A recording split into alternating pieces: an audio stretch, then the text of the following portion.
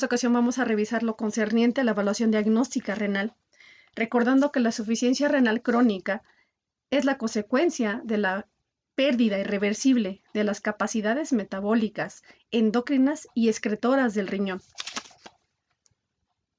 Si bien hemos visto pacientes, por lo general, que son afectados los pacientes geriatras, también hemos observado últimamente que han sido también afectados los pacientes más jóvenes.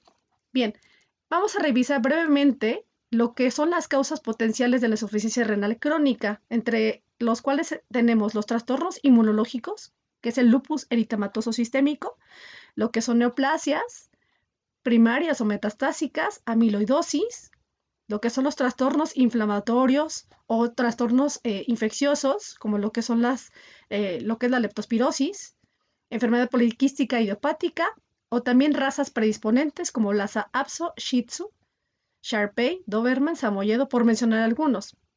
Y bien, vamos a repasar lo que es la ilustración de la relación entre la lesión renal, pérdida de nefronas, adaptación a renales compensadoras y progresión final de la insuficiencia renal. Cuando nosotros detectamos una insuficiencia renal, se da como consecuencia una reducción en el número del funcionamiento de nefronas, una reducción progresiva de la filtración glomerular, por ende lesiones glomerulares, una hipertrofia e hiperfiltración de las nefronas supervivientes, pérdida de la masa renal funcional, que conlleva a una pérdida inferior de 25% de la normal. El paciente comienza con signos clínicos de poliuria polidipsia, síndrome urémico y posteriormente la muerte. De acuerdo a la clasificación de la International Renal Interest Society, IRIS, de los estadios de la enfermedad renal y de la insuficiencia renal crónica en el perro, tenemos 4 fases. 1. Disminución de la reserva renal, que conlleva la creatinina plasmática más o menos de 125 micromoles por litro. 2. Insuficiencia renal, que conlleva 125 a 180. 3. Falla renal, que conlleva a 181 a 440. 4. Síndrome urémico, y es más o menos mayor a 440. Esto es de relevancia porque nosotros podemos llegar a determinar en qué fase se encuentra nuestro paciente. Vamos a revisar los hallazgos laboratoriales en la insuficiencia renal crónica. Sabemos que tenemos que hacer un hemograma completo y en el cual determinamos que hay una anemia no regenerativa, normocítica, normocrómica. Un perfil bioquímico, y podemos encontrar hipopotasemia, hipocalcemia, hiperamilasemia, hiperlipasemia y obviamente urea y creatinina elevadas, es decir, una azotemia, ¿sí? Y en el análisis de orina vamos a encontrar una densidad urinaria específica anómala, hipostenuria o isostenuria.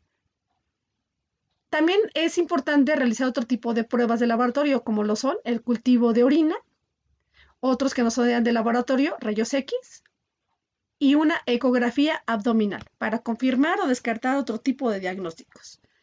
Cuando nosotros determinamos la azotemia, necesariamente tenemos que identificar de qué tipo es, prerrenal, renal o posrenal. Cuando nosotros detectamos proteinuria, ¿sí? 2 cruces con una densidad urinaria de 1.010, comenzamos a orientar nuestro diagnóstico hacia una falla renal crónica, no antes si tenemos una densidad urinaria normal o que no esté tan en estos rangos, ¿no? De 1.010. 3 o 4 cruces de proteinuria, ya sabemos que nuestro paciente está grave y que ya puede estar presentando una lesión glomerular.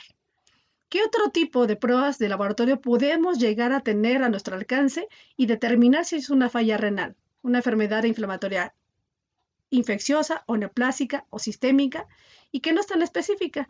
Pero lo que sí es muy específica es la tasa de filtración glomerular. Es el mejor indicador y existe de 2 tipos.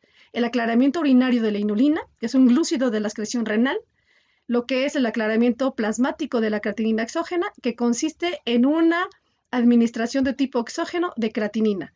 Y tenemos al número 1, que es el SMDA. El SMDA es el indicador sensible de la pérdida de la función renal y detecta hasta solo un 25% de la pérdida de la función. detecta antes las enfermedades renales y refleja otros procesos patológicos que afectan